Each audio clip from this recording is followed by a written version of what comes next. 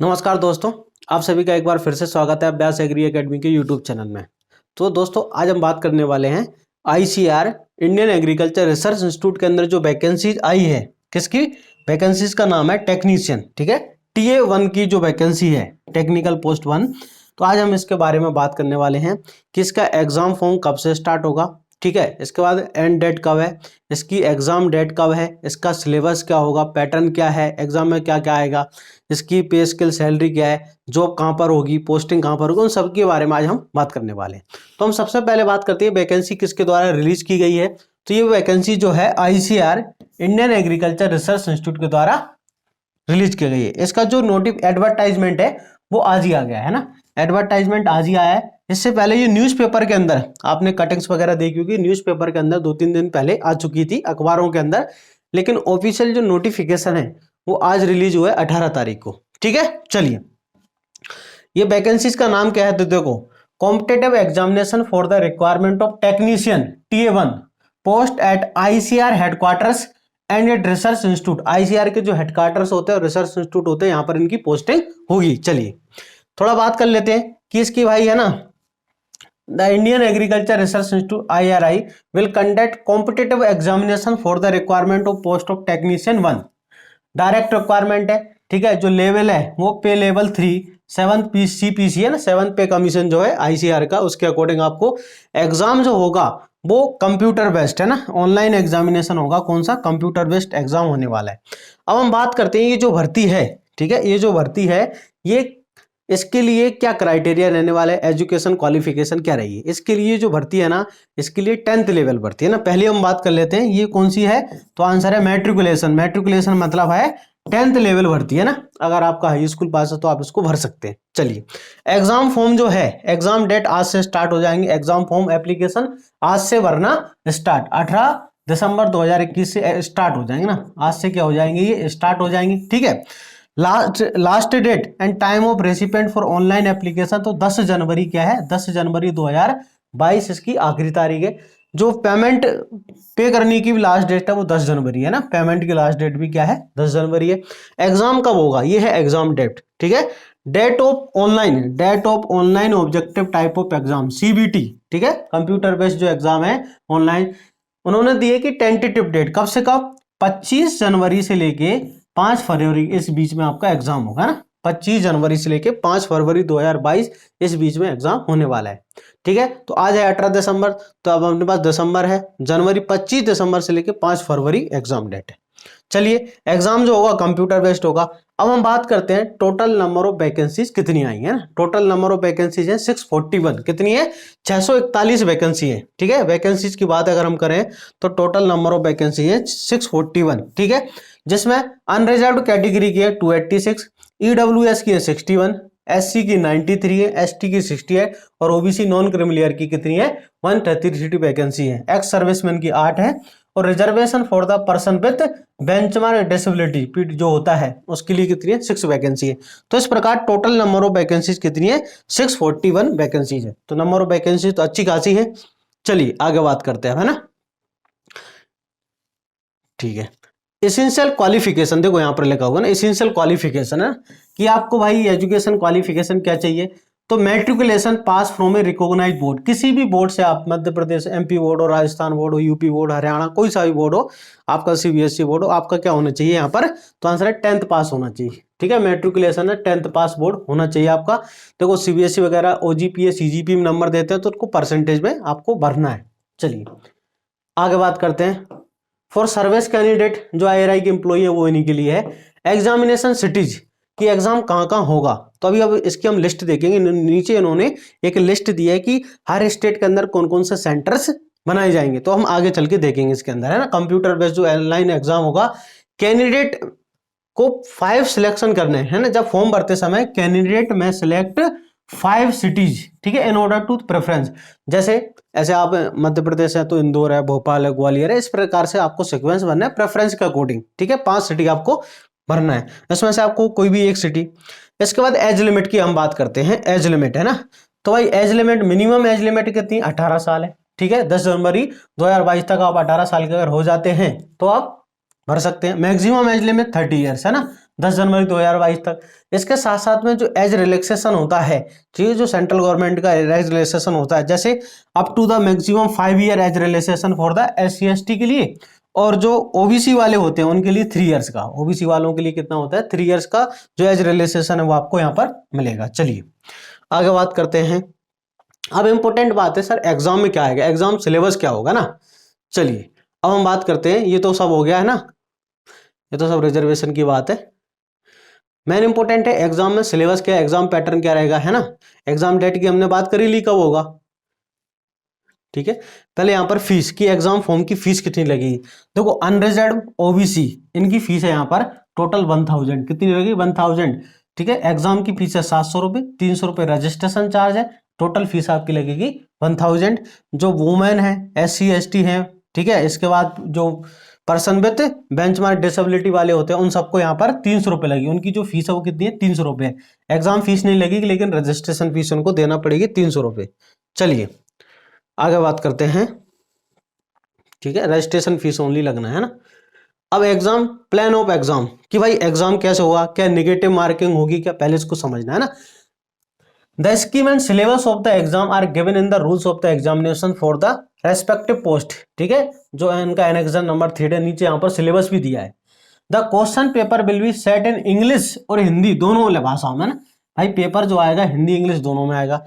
In case of any difference और, ठीक है, डिस्पेंसी डिस्प्यूट, अगर क्वेश्चन में कुछ भी डिफरेंस आता है, डिस्प्यूट होता है, विवाद खड़ा होता है हिंदी इंग्लिश कन्वर्जन है, तो इंग्लिश को प्रेफरेंस दिया जाएगा, ठीक है। The content English version shall be prevail. मैंने आपको हमेशा बताता हूँ पढ़ाते समय कि भाई इंग्लिश को प्रेफरेंस दिया करो, क्योंकि एग्जामिनर हमेशा एग्जाम में कोई डिस्प्यूट होता है तो हिंदी लैंग्वेज को नहीं मानते, किसको मानते हैं, सही आंसर इंग्लिश वाले का ही माना जाता है, ठीक है।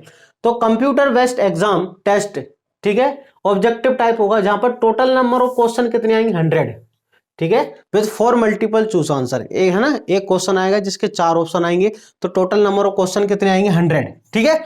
इसके बाद which candidate has choose the one correct only, है ना, एक आंसर अपने को करेक्ट करना है। ईच क्वेश्चन कैरी 1 मार्क, तो एक क्वेश्चन कितने का, 1 नंबर का, तो टोटल भाई पेपर कितने का हो जाएगा 100 नंबर का। टोटल जो है नंबर ऑफ क्वेश्चन कितने हैं, नंबर ऑफ क्वेश्चन यहां पर है, नंबर ऑफ क्वेश्चन कितने 100, है ना। एक क्वेश्चन 1 नंबर का है तो टोटल मार्क भी कितने हो जाएंगे 100 मार्क्स का ये एग्जाम हो जाएगा।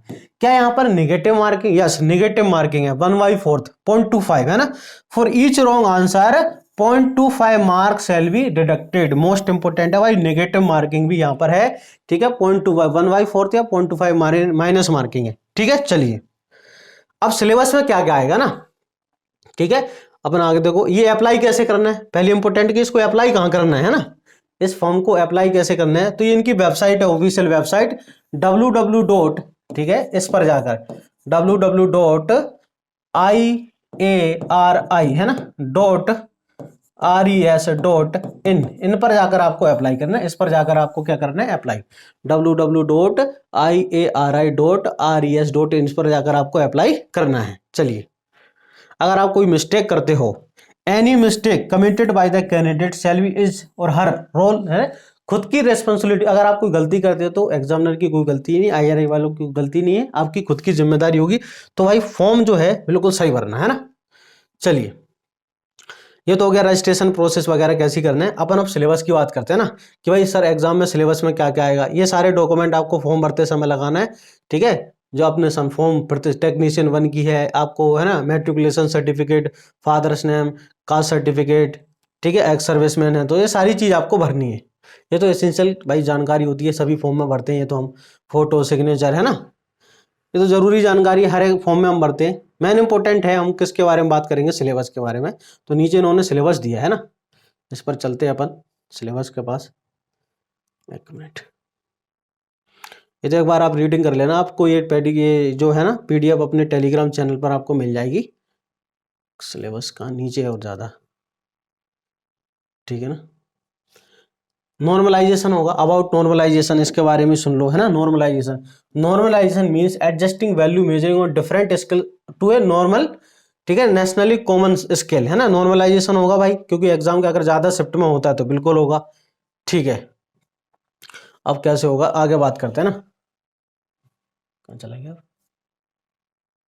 जस्ट 1 मिनट, है ना। एक मिनट ना, पूरा खुल जाए, धीरे धीरे पीडीएफ का ओपन हो रही है। देखो अभी जो वैकेंसीज थी ना, जो वैकेंसी अभी हमने बात की है कि वैकेंसीज भाई टोटल 641 वैकेंसी हैं। इनकी जो पोस्टिंग है वो कहाँ कहाँ होने वाली है ना, अगर आप ये बात में पूछोगे सर इसकी पोस्टिंग कहाँ होगी, तो इनकी जो पोस्टिंग है देखो यहाँ पर दी है कि आईआरआई के जो है ना, आईसीआर का रिसर्च इंस्टीट्यूट है ना, इंडियन वेटनरी रिसर्च इंस्टीट्यूट, ठीक है, इसने भाई 106 वैकेंसी इसके अंदर था ना, तो इसके अंदर 106 लोगों की यहाँ पर पोस्टिंग होगी। ठीक है, इसके बाद ICR research complex for north eastern Barapani 98 vacancy इसके अंदर। तो ये ऐसे वैकेंसी उन्होंने दी है अलग अलग आईसीआर के जो रिसर्च इंस्टीट्यूट है ना, इंडिया भर के जितनी भी रिसर्च इंस्टीट्यूट है आप यहाँ पर देख सकते हैं, सभी की लिस्ट दी है कि किस सेंटर के अंदर कितनी वैकेंसीज खाली हैं। इसके ये एग्जाम सिटी है, आप देख सकते हैं यहाँ पर, ये एग्जाम सिटी है, हर स्टेट के अंदर, आंध्र प्रदेश है पहले, तो आंध्र प्रदेश के अंदर है देखो बहुत सारी, लगभग कितनी है, तो आंसर टोटल यहाँ पर देखो 15 सिटीज के अंदर एग्जाम होने वाला है, तो एग्जाम सिटी तो बहुत सारी रहेंगी यहाँ पर। चलिए आगे बात करते हैं ना, ये एग्जाम सिटी हो गई, जैसे मध्य प्रदेश है तो भोपाल है, ग्वालियर, इंदौर, जबलपुर, सागर, सतना, उज्जैन। चलिए आगे बात करते हैं, एग्जाम सिटी हो गया।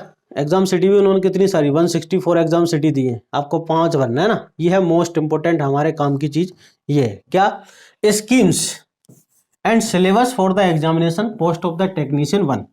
ठीक है, एलिजिबिलिटी क्या है भाई, तो आंसर एसेंशियल क्वालिफिकेशन हमने बात की थी, matriculation pass from a recognised board, मतलब 10th पास है भर्ती है ना, 10th पास। चलिए स्कीम ऑफ एग्जामिनेशन, भाई एग्जाम में सिलेबस क्या क्या रहेगा, अभी हमने बात की थी कि टोटल 100 क्वेश्चन आएंगे, टोटल कितने, टोटल नंबर ऑफ क्वेश्चन आएंगे 100। ठीक है, एक क्वेश्चन 1 नंबर का होगा, तो मार्क भी कितने होंगे, 100 मार्क्स होंगे। ठीक है, ये हो गया। नेगेटिव मार्किंग है कितनी, 1/4, हमने बात की नेगेटिव मार्किंग कितनी है, 1/4 है ना, 1/4 क्या है, नेगेटिव मार्किंग है, मतलब 0.25 यहाँ पर लिखा है। तो अब 4 सेक्शन जो है इसके अंदर, पेपर के अंदर 4 सेक्शन आएंगे, कौन कौन से 4 सेक्शन, एक आएगा जनरल नॉलेज। ठीक है, जनरल नॉलेज के आएंगे 25 क्वेश्चन, कितने, 25 क्वेश्चन आएंगे।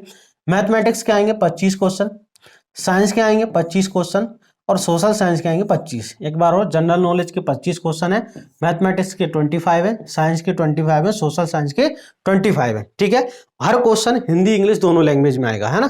The question paper will be prepared bilingually, लिखा है हिंदी एंड इंग्लिश दोनों भाषाओं में आपको मिलेगा।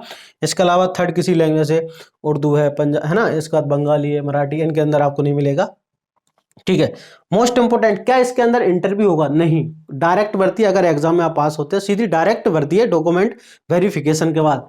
There will be no interview, यहां पर लिखा है कोई इंटरव्यू नहीं, there will be no interview for the post of technician 1, कोई भी इंटरव्यू इसके अंदर नहीं है। तो भाई बहुत ही अच्छी वैकेंसी है, आईसीआर के अंदर प्योर सेंट्रल गवर्नमेंट है। ठीक है, सैलरी वगैरह भी बहुत अच्छी है, सैलरी आपने जो गवर्नमेंट ऑफिशियल नोटिफिकेशन देखा होगा, लगभग 21,000 रुपये सैलरी है ना। तो स्टार्टिंग यहाँ पर क्वार्टर वगैरह भी मिलते हैं रहने के लिए, आईसीआर के अंदर जो होते हैं रिसर्च, यहाँ पर क्वार्टर्स भी होता है, रहने के लिए क्वार्टर्स वगैरह मिलते हैं, अगर बाहर रहे तो एचआर वगैरह भी मिलता है।